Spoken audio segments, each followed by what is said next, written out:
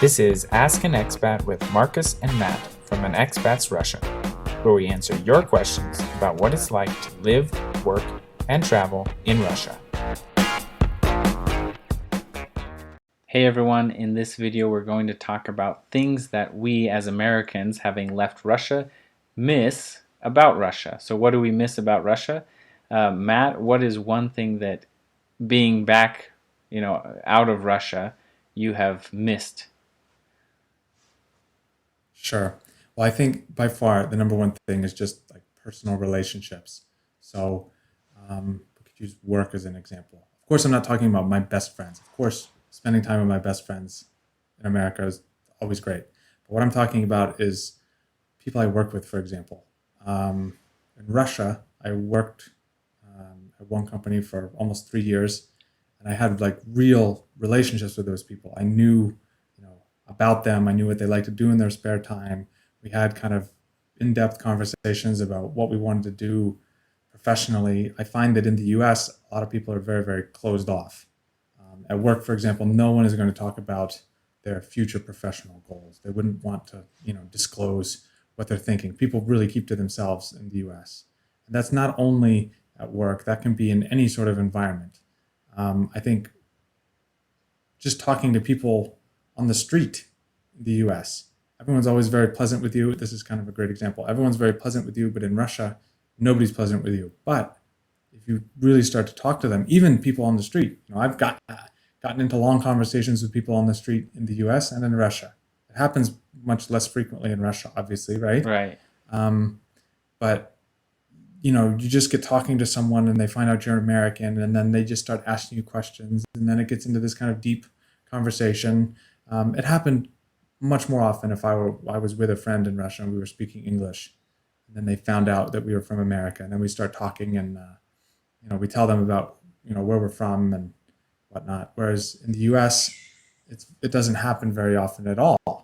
You get into any kind of deep personal conversations with people on the street, although everybody will start talking to you. Yeah, I think It's just kind of like very superficial conversations at work and with people in general in the U.S. compared to Russia. right. I've seen that. Um, in general, I would agree that in the U.S. it seems like most of the interactions that you have, with social interactions that you have are superficial, and it's kind of hard to describe. But I grew up with a German mother, and she made the same observation. Said, in the U.S. it was kind of very superficial. In Germany, they were more kind of deeper.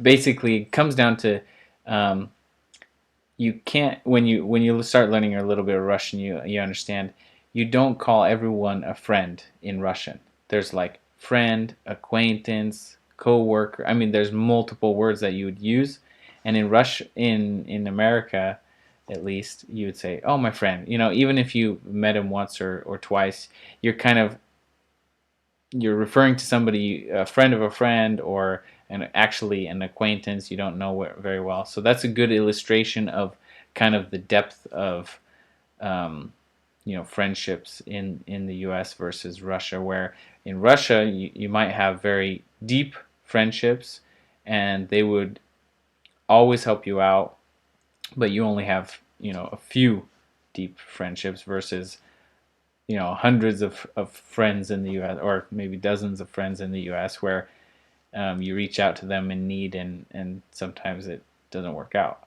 They can't help you out. So I feel like my friends in Russia would even though they're not in the situation to help out in a lot of cases, they would, right? They'd really, really try. So that's something I've Right. noticed. Yeah, no, that's definitely true. Another thing that I think is quite different, or something that I miss, is just the kind of dynamicness. I know that's probably not a word, but dynamicness of life. In the US, like, life is very static. You kind of just kind of exist, like life is very easy, it's very comfortable, but there's no sense of like doing. I don't know. I think COVID has kind of accentuated this a little bit, in that The last year has gone by, and many things in my personal life have changed. I've had a baby, but life, it just every day just kind of comes and goes. Whereas in Russia, you have like very high ups and downs, and I don't know what contributes to that. Mm-hmm. Um, but it almost, when things go right, you have this real feeling of satisfaction in Russia, whereas nothing ever goes right or wrong in the U.S. It's just kind of, it's very hard to put into words. You and I were talking before we started this video, but that's kind of been my experience, and that's kind of what I miss the most. I know it seems crazy, but of course, objectively, by all sort of measures, life in the U.S. is better, Well, right? yeah. Like you earn more, you earn more money. Um, you have more space. You can afford to do more things, right? But all of that, like, added up, it's less fulfilling. I don't know how else to say it. I've spoken to numerous Russians who have spent time abroad, and they've um, basically said the same thing where they didn't like the US, they didn't like Europe for whatever reason. They say it's boring, it's predictable, you can plan, basically Hmm. plan your whole life, whereas in Russia it's in general it's kind of tough. It's a tough place, but the dynamic of everyday life, you don't know what's going to happen.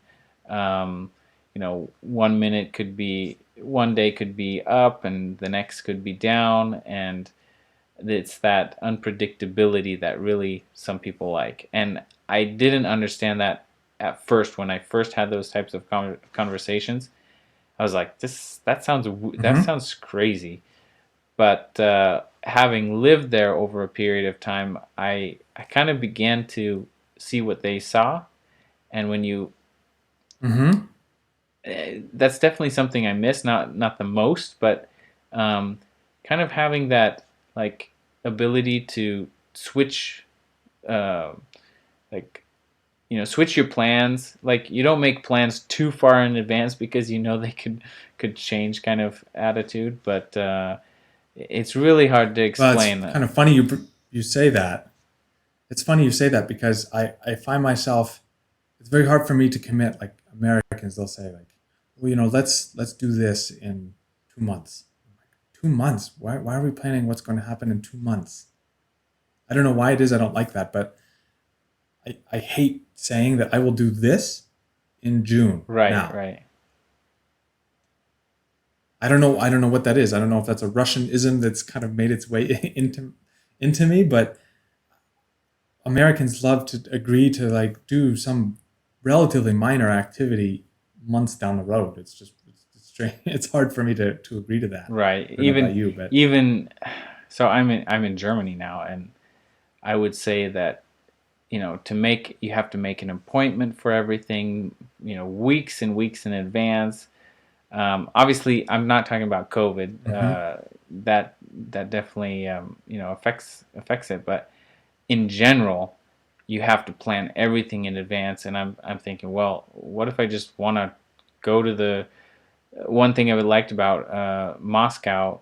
I didn't particularly like living in the city because of all the busy stuff, Hmm. but I really liked being near a subway station, and like a big shopping center with a movie theater. And I wouldn't say that that's where I'd spend the rest of my life, but that period of time Right. I enjoyed because I could go to the grocery store anytime I wanted. If I forgot something, it's just a walk, short walk away.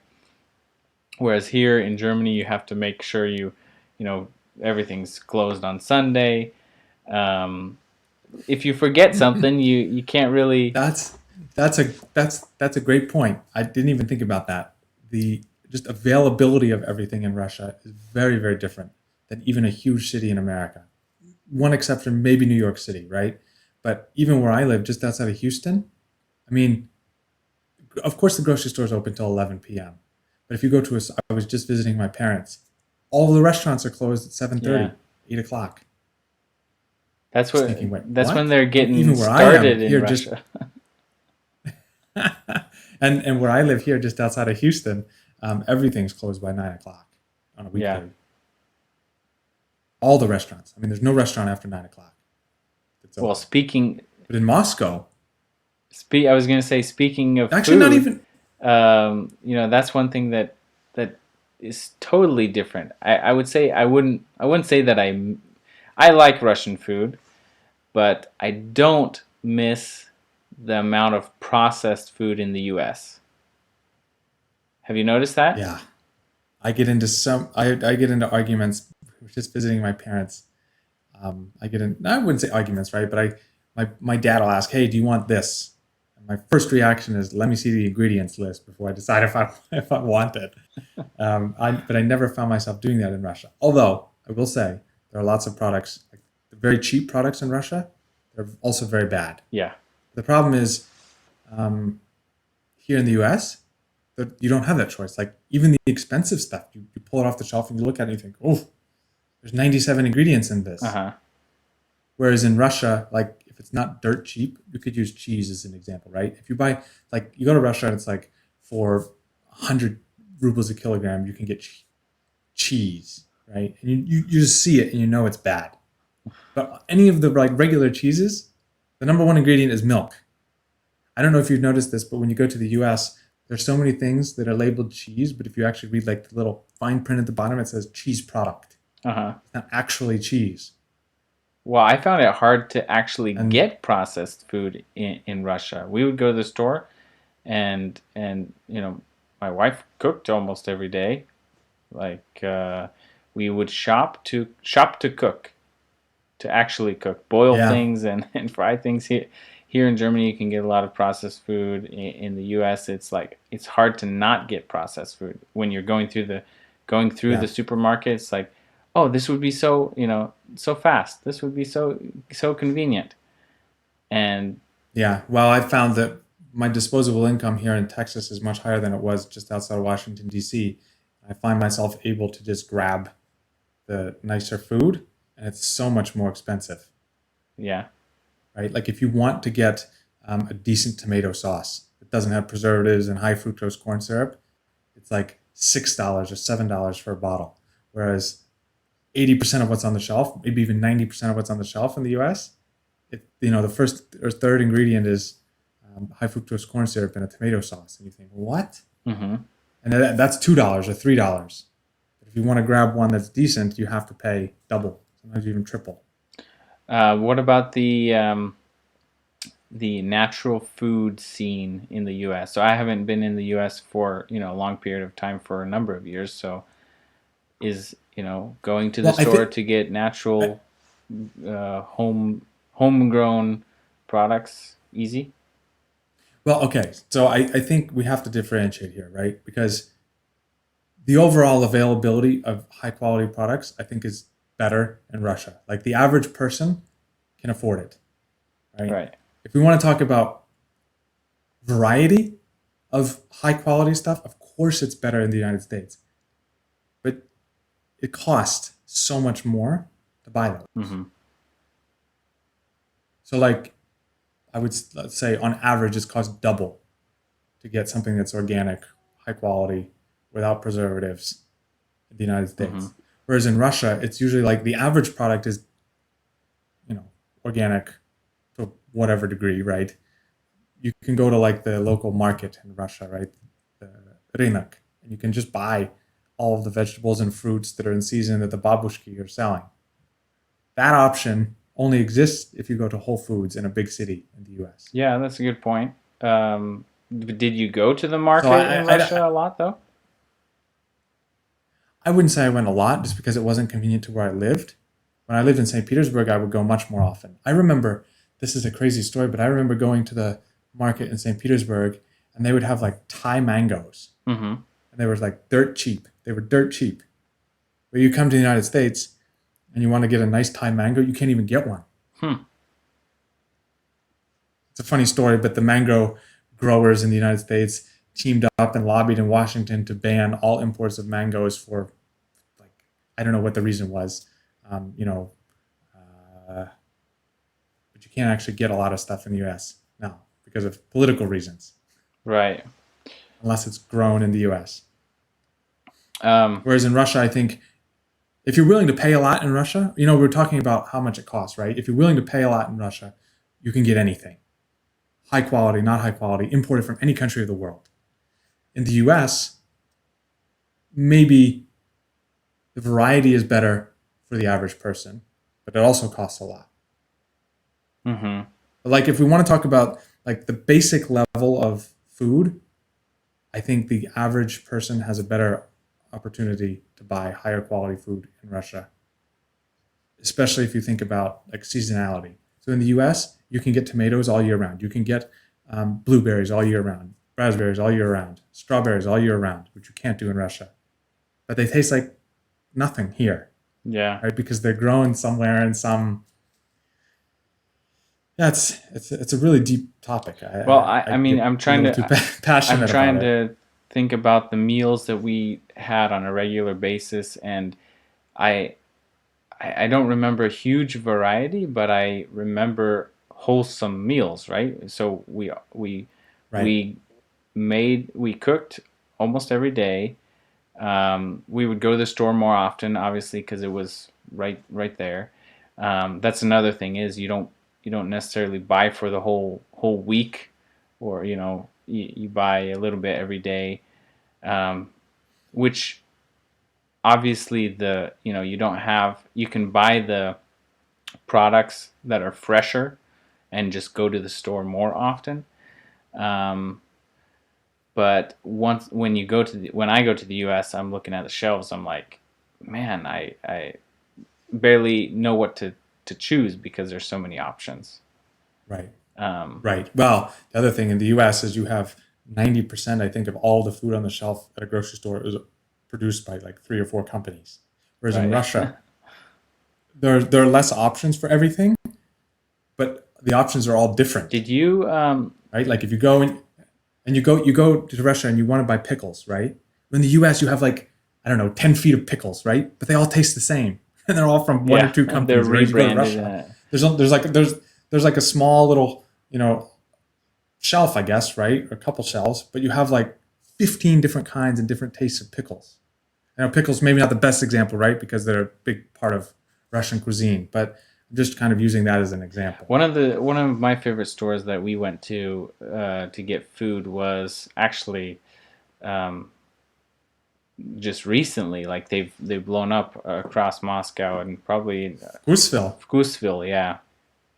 But Yeah, but very I good did store. notice that when I go to Perekryostek, some of the things that Hmm. Vkusville sells is the same company but with the Vkusville name. So even though Vkusville Sure. kind of started off as this local healthy, um, they do pick Natural foods. really great products. But some of the things like the jams, I noticed they were sold everywhere. But did you go there a Right. lot? So Gooseville, I did not go there a lot until the end of my time in Russia because it wasn't so Okay. popular. There wasn't so one of the things about food in Russia, we should do a whole separate video about this, but when you live in Russia, most people don't have a car. You're really kind of relegated Yeah. to what is in your immediate kind of walkability. And we didn't have a Gooseville. I had one by work, and like if I needed to pick up a few ingredients, I would go in there and I'd pick them up. But since we didn't have one within a 10-minute Right. walk, Right. Yeah. it was terrible. It's terrible in Russia because if you, I didn't have a car, You don't so if want you to have to walk more than 10 minutes, drag the groceries even everywhere. two little grocery bags of I don't know a couple kilograms, it gets to be a pain, especially in the winter trying to lug them back. Well, that No one that ever brings would me to go. the next thing I actually miss. It's kind of annoying at first, but um, walking around so much helped keep me, in shape and slimmer without needing to, Yeah. go out and exercise a ton. So I would walk to the subway and I would walk my kids to school, Right. and it wasn't until I got a car and started driving in Moscow that I was like, maybe I shouldn't drive so much. So that keeps a lot of people, Yeah. slim actually. Yes, it does. I mean, here in the U.S., if I did not have a dog, I would probably be huge. I mean, not really. I'm very conscious about eating right, but for most Americans, it's very easy to get into a rhythm of eating bad and never exercising, right? Because for us, just to go to the store here, you have to drive. Right. You can walk 20 minutes, right, to the grocery store, but who's going to walk 20 minutes to the grocery store and get multiple bags of groceries and walk it back? I mean, it's just not Well, convenient. in Russia, you have to do that, so so it makes Right. you Well, but that's why I brought up the point about walkability, right? In Russia, you only go to the grocery stores that are nearby. I remember my wife and I, like every 2 weeks, we would take a taxi to the big grocery store, hmm like to Auchan. There was like a super Auchan at the Avia Park, which Yeah, is the largest shopping mall in Europe. But we would go there like every 2 weeks, and we would stock up on all kinds of stuff, that we couldn't get in the grocery store right nearby. yeah. We did the And same then we thing. take a taxi back. Okay, yeah, we did the same thing. We would drive to Ashan at outside of Mkad, but we'd only Hmm. go probably every 2 weeks just to get the things that we couldn't get at smaller places. But most of the things that we needed, we could get at Pechorchka or Vkusville or Perikryostek, and they were all Right, within right, our area. So right. Well, so we've kind of away from the original topic here, but there are lots of things that are great about Russia and that I think about and I miss every day. Food and just a different kind of lifestyle. Whereas in the West, we're very focused on the long term. We're thinking about, like, how much am I going to set aside for retirement and this and that. And life in Russia is much more about living in the moment. yeah, I wish there was yeah, a way to have a balance, because the Russian way is can get exhausting. I mean, we love living in Russia, but there's also a reason that we don't currently live in Russia. right, My plan is to go back. Plan is to go back, um, but it wears on you, right? If you don't have the ideal situation, the American mentality of thinking ahead is very hard to yeah, do in Russia. So, like, after a number of years, it starts to wear on you. You start thinking like, I'm not making the progress that I want to make. And then you come back to the United States and you're like, oh, I mean, life is so boring, and I'm not, like, life is just not very dynamic. And so I don't know. I want to find a balance, right. but there are so many good things about Russia. I think, yeah, in another video, we should talk about, specifically why you would go to Russia and what kind of life you could have.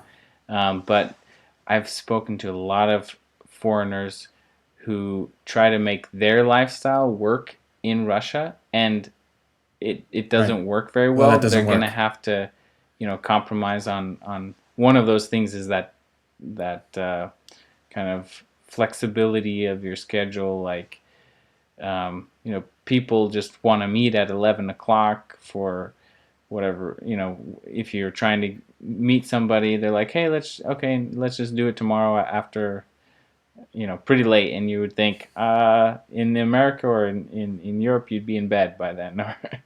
um, Right, right, right, right. so, yeah, if there are some things that you miss about Russia, if you've been to Russia, and or Russians who moved away, what do you miss about Russia compared to where you are now? We talked about, how life is dynamic, the friendships, food, just overall walking more than in the U.S. for sure. But Hmm. leave those in the comments, and we'll discuss them in the next video. This was Ask an Expat with Marcus and Matt from An Expat's Russia. We hope you enjoyed the video, and if you have a question about Russia, let us know in the comments. We'll answer it in another video.